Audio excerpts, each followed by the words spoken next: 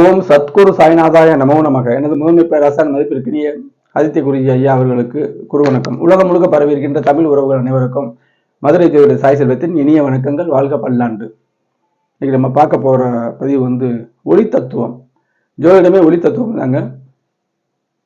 மேன்மிகு ஆசான் அவர்களுடைய கிரக பாவக சுபத்துவ பாவத்துவ சூட்சும கோட்பாட்டின்படி தான் பலன்கள் இருக்குது.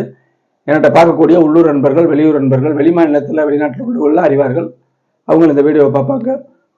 இந்த ஒளி தத்துவமாக தான் ஜோதிடத்தை பார்க்கணுங்க. நீங்கள் அதாவது எல்லா முறையிலும் பார்க்குறவங்களுக்கு ஒரு மதிப்பு இருக்கத்தான் செய்யுது. ஜோதிடமும் மதிப்பு மிக்கது. எல்லா கலையிலையும் சிறந்தது ஜோதிடம். ஜோதிடரும் மதிப்புக்குரியவர்கள் தான். ஆனால் சில நிலைகளில் தவறாக புரிஞ்சுக்கிற போது தான் கொஞ்சம் பலன்கள் தடுமாறும். இப்போ ஒளி தத்துவமாக புரிஞ்சுக்கிட்டீங்கன்னா எந்தவித இடர்பாடும் கிடையாதுங்க. கோல்சார பலனாலும் சரி, கோல்சார அவசியம் பார்க்கணும். 90% பேர் சரியாக இருக்கும். கோல்சார பலனாலும் சரி, தனிப்பட்ட பலனாக இருந்தாலும் இந்த ஜோதிஷம் ஒளியியல் அப்படிங்கிறத மனசில் வச்சுட்டு பார்த்தோம்னா பலன்கள் வருங்க. நீங்கள் பாவ முறையில் சார முறைங்கிறது சாரத்தில் பலன் இல்லை. ஆனால் அவங்க நாடி முறை ஏதோ எந்த முறையில் பார்த்தாலுமே கிரகங்கள் என்ன தரும், கிரகங்கள் எந்த அளவுக்கு உயிரோடு இருக்குன்னு பார்க்கணும்ல, அதுதான் ஒளி தத்துவம். அப்படிதான் பார்க்கறது. இப்போ கோல்சாரத்தில் குரு பகவான் இயற்கை சுபகரங்களில் முதன்மையான குரு பகவான் கடகத்தில் உச்சமாக 1 வருஷம் இருப்பாருங்க. இவர் வர்றதே பின்தங்கிய ஜாதகங்கள், அதாவது அதிர்ஷ்டம் கம்மியான அன்றாட உழைத்து பிழைக்கக்கூடியவர்களுக்கு ரொம்ப கெடுபலன் வர்ற மாதிரி இருக்கும் பொழுது 12 வருஷத்துக்கு ஒருக்கா இந்த குரு பகவான் சரிப்படுத்துறாருங்க. ஆழ்நிலையை புரிஞ்சுக்கிட்டு அப்படிதான் கிரகங்களுடைய செயல்கள் எல்லாமே. அப்போ அந்த 12 வருஷம் குரு வரலைன்னா ரொம்ப மானுடம் வாழ்வியலில் ரொம்ப பின்தங்கி போயிடும். இப்போ 12 வருஷத்துக்கு அவர் வராருங்க சுழற்சி முறையில். அப்போ இந்த கடகத்தில் இருக்கும் பொழுது அவர் உச்சம்ங்கிறது நல்ல உச்சம் தான், நல்ல அமைப்புங்க. அவர் எந்த நிலையில கொஞ்சம் ஒளி குறைவார், எந்த நிலையில இருக்கிறத கேட்ட அதிகமாக ஒளி வருவார் அப்படிங்கிறத விளக்கப்பறேன். இது எதுக்கு இந்த அவசியமா இந்த பதிவுனா, நம்ம ஜாதகத்தை கணிக்கும் போது இதெல்லாம் தேவைப்படும். ஒருத்தருக்கு 100 ரூபா கொடுக்குதா ஒரு கிரகம், 90 கொடுக்குது, 95 கொடுக்குதா, 90 கொடுக்குதா, 85 கொடுக்குதா, 80 கொடுக்குதா, இது ஒளி அளவுகள் கொஞ்சம் கொஞ்சம் படிநிலை குறையுதுல. இந்த அமைப்புக்கு குரு பகவான் எப்படி வராருன்னு சொல்றதும் உண்மை. அதே நேரத்தில் நீங்க உணர்ந்து பாருங்க, நம்ம குருதசை நடந்துக்கிட்டு வச்சுங்க, குருதசை குரு புத்தி நடந்துகிட்டு இருக்கும்போது இந்த ஒளி குறைவுகள் இருக்குல்ல, ஒளி குறையும் பொழுது கொஞ்சம் பின்தங்கும். ஒளி நல்லா வரும்போது அந்த காரியம் நடக்கும். கோல்சார ஜாதகத்தை ஜனன ஜாதகத்துடைய வலிமையை வச்சுதான் கோல்சாரம் சொல்லணும். இது முக்கியமான விஷயம். இப்போ ஒரு மிதுன ராசினா மிதுன ராசியில கோடீஸ்வரர் இருப்பாங்க, மிக கோடீஸ்வரர் இருப்பாங்க.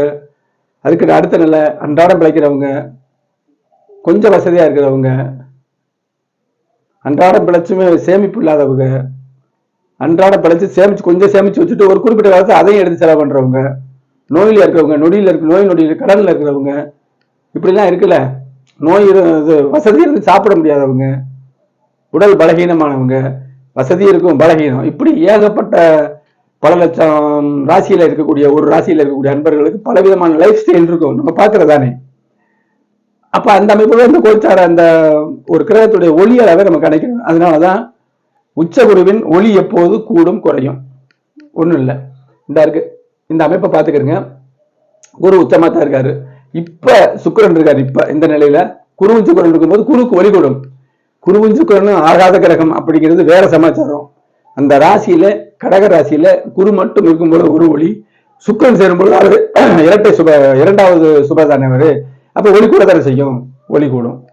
அடுத்து பாத்தீங்கன்னா இந்த சந்திரன் பௌர்ணமியா புரிஞ்சுக்கிறீங்க. இந்த சந்திரன் பௌர்ணமியா இருந்தா ஒளி கூடும், ஜாஸ்தி ஒளி வரும், உச்சத்தை காட்டிலும் ஒளி வரும். இந்த மாதிரி நேரங்கள்ல தான் குருதசை குரு புத்தி குரு இருக்கிறவங்களுக்கு அந்த பலன் சரட்டு ஹைவே நல்ல அமைப்புல பூஸ்ட் பண்ணி சில விஷயங்கள் நடக்கும். ரொம்ப ஆழ்நிலையா போற விஷயம் தாங்க இது. இதே இடம் பார்த்தீங்கன்னால செவ்வாய் போட்டிருக்கேன். செவ்வாய்க்கு வரும்போது மங்கள யோகமா மாறும். அது ஒரு கெடுதல் அமைப்பு இல்லை. கேது இப்ப போயிடுவாரு 9ஆம் மாசத்துக்கு பிறகு. கோல்சாரத்துல கேது குருவிட்ட போவாரு. சிம்மத்துல இருக்கிற கேது கடகத்துக்கு போகும். கும்பத்துல இருக்கிற ராகு மகரத்துக்கு வரும். தலைகீழ போவாங்கல்ல. அந்த நிலையில குரு உச்சம் நல்ல அது ஒரு பலமா இருக்கு. கேள யோகம் அமைப்புல கேது சேரும்போது அந்த பலனை விருத்தி செய்யுங்கிற அமைப்புல சொல்லலாம். புதன் வரும்போது ஒரு ஒளி. இப்ப குரு சுக்கிரன் புதன் இவங்க வருவாங்கல்ல ஒரு வருஷத்துல, அப்ப ஒளி கூடும். ஒளி அளவுகளா பாத்துக்கிறோமுங்க. ஒளி அளவுகள் ஒரு 3 கிரகம் ஒரு இடத்துல இருக்குன்னா அதிகமான ஒளி. பலன் தீஞ்சு போறதெல்லாம் அது வேற விஷயம். அதிகமான ஒளி ஆகாதுங்கிறது வேற விஷயம். இப்ப நீங்க ஒளி தத்துவம் புரிஞ்சுக்கணும். இதே இது சூரியன் சந்திரன் போட்டிருக்க பாருங்களேன். இப்ப அமாவாசைன்னு வச்சுங்களேன், குருவுடைய சத்து பூரா இவருக்கு போகும், இங்க ஒளி குறையும். சூரியனும் சந்திரனும் அமாவாசை அமைப்புல இருக்கும் பொழுது சந்திரன் ஆட்சி தான் இருந்தாலும் குரு பக்கத்துல இருக்கும்போது இவருடைய ஒளி குறையும். ஒளி குறையுது என்ன அர்த்தம்? இந்த சந்திரனுக்கும் சூரியனுக்கும் சந்திரனுக்கும் மேற்கொண்டு ஒளியை கொடுக்குறாரு, அமாவாசை அமைப்பை நீக்குகிறார், அப்ப ஒளி குறையும் அப்படின்னு இருக்கலாம். அப்புறம் பாத்தீங்கன்னா இது எதுக்கு போட்டிருக்குன்னா, குருவும் சந்திரனும் பரிவர்த்தனையாக பலம் கூடும். குருவோட வீட்டுல இன்னொன்னு பாவக அமைப்புல, குருவுடைய பாவக அமைப்பு இங்கே சந்திரன் இருந்தாலும் சரி, இங்கே ஒளிச்சந்திரனா இருக்கணும். இங்கே ஒளிச்சந்திரன் இருந்தாலும் இங்கே ஒளிச்சந்திரன் இருந்தாலும் குருவின் வீடுகள் சுபத்துவமாக இருந்த அமைப்பிலும் குருவுக்கு பலம் கூடும். இங்கே இருக்கும்போது இந்த பௌர்ணமி போடுறோம், பௌர்ணமி இங்கே இருந்தாலும் பௌர்ணமி, அமாவாசை போடல. இதே இது அமாவாசை இங்க சூரியனை போட்டு இங்க சந்திரன் இருந்துச்சுன்னா ஒளி குறையும். இந்த இடத்துல பாவகமும் உண்மை.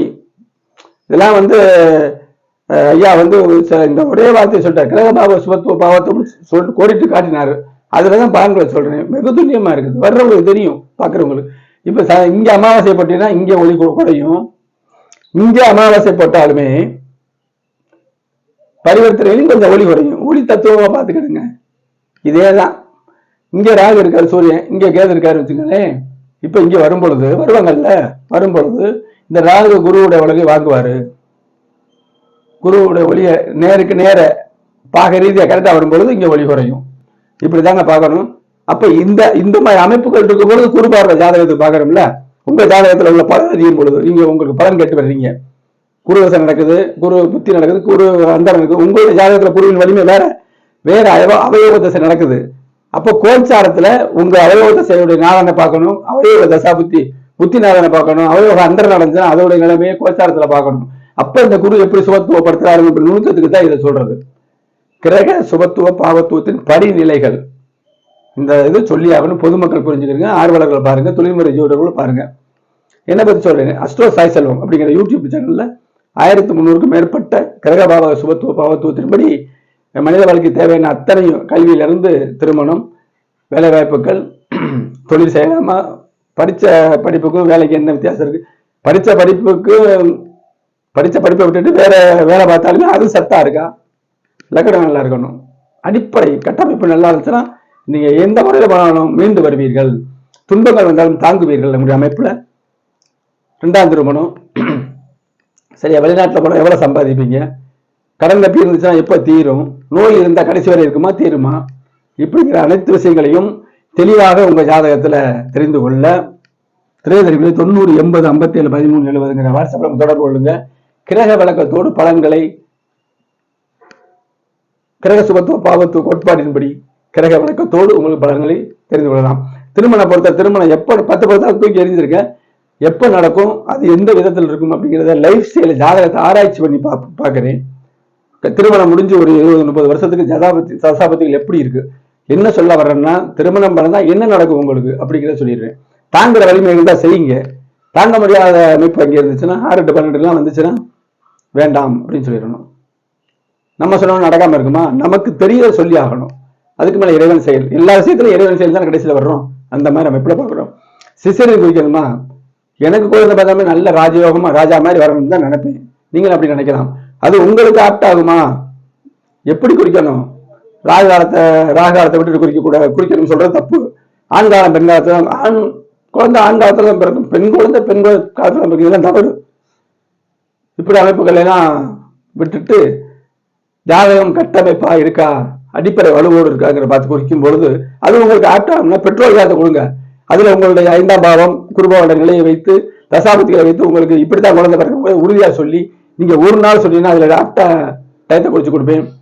ஒரு வாரம் ஒவ்வொரு நாளைக்கும் லக்கணம் நல்லா இருக்கணும், லக்னாதிபதி நல்லா இருக்கணும், ராசி நல்லா இருக்கணும், தசாபதிகள் நல்லபடியா இருக்கணும். எல்லாம் ஒரே மாதிரி அமையாது. அப்ப லக்னாதிபதி இலக்கண வலிமை பெறாத லக்னாதிபதி நல்லா இருந்து தசாபதிகள் நல்லா இருந்துச்சுன்னா சிறப்பு. எல்லாமே அமையாது, ஆனால் சில விஷயங்கள் நச்சுன்னு அமையும். அதை பார்த்து உங்களுக்கு குறிச்சு தரப்படும். குடும்ப ஜாதகத்தை பார்த்தா சேர்த்து பலன்களை தெளிவாக தெரிஞ்சு கொள்ளலாம். சரியா, அடுத்து ஒரு பயனுள்ள வீடியோ சந்திப்போம். நன்றி, வணக்கம்.